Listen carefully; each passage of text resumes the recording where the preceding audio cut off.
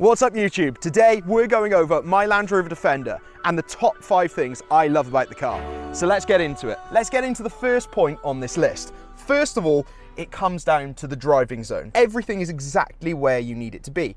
And what's great about this is the use of physical buttons. Now, I don't know about you, but I get pretty annoyed with modern day cars that everything is done via a touchscreen. The cool thing about this is that you have loads of buttons and functions. So that could be right from your driving mode, right down to your climate control, then to your ADAS features, and then obviously your multi-use elements. So that could be answering a phone call, that could be setting driving modes, it could be fast forwarding your music, etc. Everything is where you want it to be. It's also within an arm's reach, so nothing is out of the way of the driver, meaning you can focus on the road and also have all the amenities and tech that you want. So within that kind of tactile element, well, it's also the features. So inside this car, you have everything you want. You've got a speed limiter, you've got heated steering wheel, you've got hot and cooled seats, you have driving and off-road modes, you then have dual climate control. So I could have it a certain temperature, a passenger could have another. You have interior LED lights, which are difficult to see at this time. And then we have wireless Apple CarPlay. So number 1 on this list is definitely the driving experience. The way that the technology works and the way that that pairs with your driving so that you can spend most of the time focusing on the road, or right now, the grass. Number 2 is definitely the way it looks. Now, I appreciate there's a lot of people online that will say a lot about this car, being it's not a real Defender, and well, yeah, I suppose it doesn't look like an original Defender, but I suppose if you look at the side profile, it does hark back to the original. You have that boxy shape. Hardtop definitely, I think, suits more the Defender 90 vibes, and then you have the spare wheel on the back. I think it is a great looking car. So number 2 for me is definitely the styling and the looks. I appreciate a lot of people might say it's a very big and boxy car, but I think it looks incredible, especially finished in this Santorini black. Now bear in mind, I've spoken about this on my channel a few times before, but this car is a lease. So basically it comes with quite a high package of tech on the car, but I kept the design very, very minimal. So we've got a Santorini black car with graphite matte wheels and then a black Windsor interior. The key thing with this is, in an ideal world, I would have probably blacked the car out completely, that being wheels and then the front grills. But as it was a lease, I didn't see the option or the point in paying extra per month for a few bits to be blacked out. Now, bear in mind, that might come to the channel that I might wrap those elements to then get the look that I wanted, but it's not essential. And really, I think the car looks incredible. One of the cool things about this is obviously it's Defender commercial. So you have a third seat, which is a jump seat. And as you can see when it's down, makes a perfect armrest. And as a friend pointed out, look at all the charging that you have.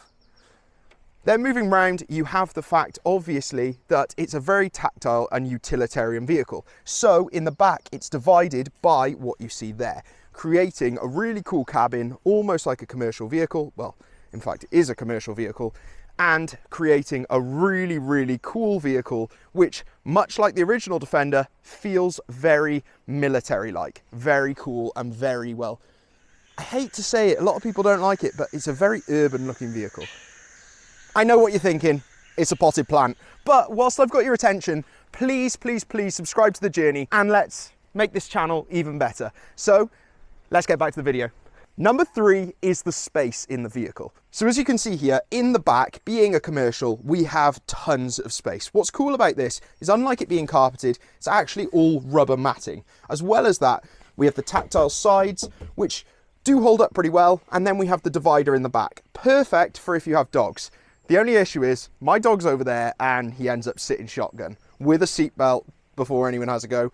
Now number 4 might be one most people don't care about, but for me, it's a must, and that's the spare wheel. Now, a few years ago, we went down to Goodwood Festival of Speed. When we were driving in, we drove over some matting. When we came off the matting, it actually ended up cutting the sidewall of our tyre. Now, we were in a Range Rover Evoque at the time, and we actually ended up going to the show for the whole day, not knowing, came back out at the end, found we had a flat tyre. Now, if we had a spare wheel or spare tyre, we would have been able to go in, jack the car up, take the wheel off, swap the wheel, even if it was a space saver, and get away for the day. On this day, all we had was a tyre inflator kit. So we ended up sitting in a field for about 5 or 6 hours for someone to come from London to then bring us a spare tyre. They then changed the tyre on the wheel and we were away. Now, that wouldn't have happened if we had a spare wheel. So for me, The Defender comes in clutch with the fact that it has a full-size spare tyre. And the fifth and final point is that this bad boy packs a punch. So under this hood, this is the D350 engine. So this is the largest diesel they offer, and one of the great things about this, I hate to say, is that it's not a hybrid. It's a full fat diesel. It's a great car. It pulls like a freight train, and well, there's never been one opportunity where I've thought, do you know what, this needs more power. This car is so powerful. It's such a good car. The towing capacity must be massive, and I'm ashamed to say I've not towed with it, and well, it does everything you need. The only caveat to that I know a lot of people will go off on in the comments is it is an Ingenium engine. But for everything I'm doing and the fact that it's a lease, it does it all to a T. So under the bonnet is that D350 that I spoke about. It's a hell of an engine, and to be honest, it does everything I need it to. Now bear in mind, there's a lot of people online that say these are unreliable, and that might be the case. But this car, touch wood, has been perfect. It hasn't missed a beat. One of the great things about it is because it's such a torquey engine, it has all the power you need throughout the rev range, and well, if you ever need to overtake, you won't struggle with this thing.